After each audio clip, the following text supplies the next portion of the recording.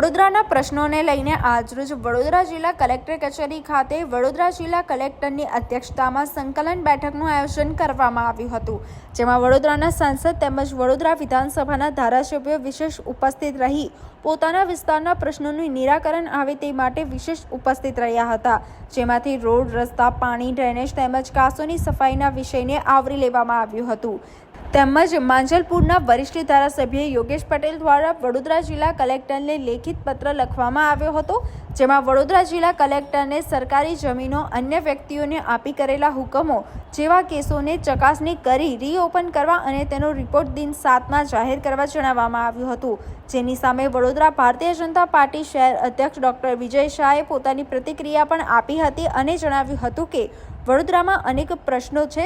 વર્ષોથી વિશ્વામિત્રીની સાફ સફાઈની વાત થઈ રહી છે, ત્યારે વરિષ્ઠ ધારાસભ્ય પ્રજાલક્ષી મુદ્દાઓની પણ લેખિત રજૂઆત કરે જેથી કામો વહેલા થાય. જેથી આજરોજ માંજલપુરના વરિષ્ઠ ધારાસભ્ય યોગેશ પટેલ દ્વારા જણાવવામાં આવ્યું છે કે વિવિધ કામોની આજરોજ વાતો થઈ છે, જેમાં સ્માર્ટ મીટર માટે પણ વાત કરવામાં આવી હતી. વરિષ્ઠ ધારાસભ્ય યોગેશ પટેલ અને વડોદરા શહેર અધ્યક્ષ ડોક્ટર વિજય શાહ શાબ્દિક યુદ્ધથી દૂર રહેવું પસંદ કર્યું હતું. કહું છું યાર, તમને હવે આનાથી વધારે શું કહું? એ જ કહું છું કે આવું કરીને પૈસા પડાવવાના ધંધા, લોકોને હેરાન કરવાના ધંધા, આ સ્પષ્ટ વાત કહું. આજે એટલે ફરીથી આજે લેટર લખીને એમને રિમાઇન્ડ કરાવ્યું છે તમે? આજે કઈ લેટર લખ્યો છે? આ તો 1.5 મહિના પહેલાંનો લેટરનો મને જે જવાબ મોકલેલો એ માટે મેં આજે આપેલું. હા, અને એ નહીં થાય તો પછી શું આગળ યોગેશ પટેલ શું કરશે? ના થાય એવું કોઈ દાડો બન્યું જ ના હોય ને ભાઈ, એવું ના બને. કારણ કે એમને કીધું છે આજે વિચારણા કરીશું એમનો લેટર.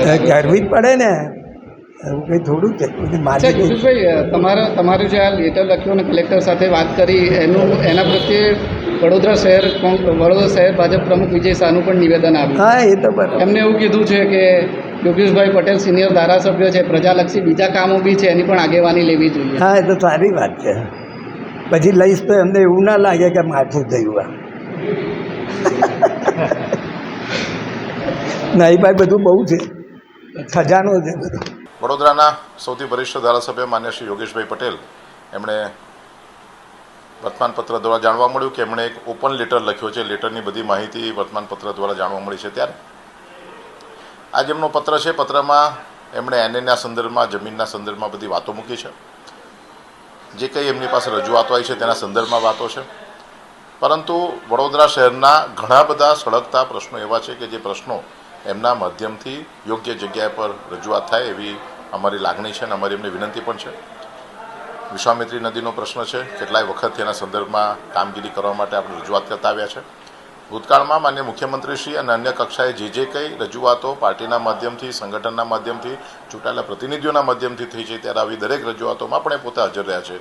તો એવા પણ જે કંઈ કામો બાકી છે, કામમાં પણ એ આગેવાની લઈ વડોદરા શહેરનું નવું નેતૃત્વ આપે અને એમના માધ્યમથી આ બાકીના કામો પણ પૂર્ણ થાય એવી મારી એમની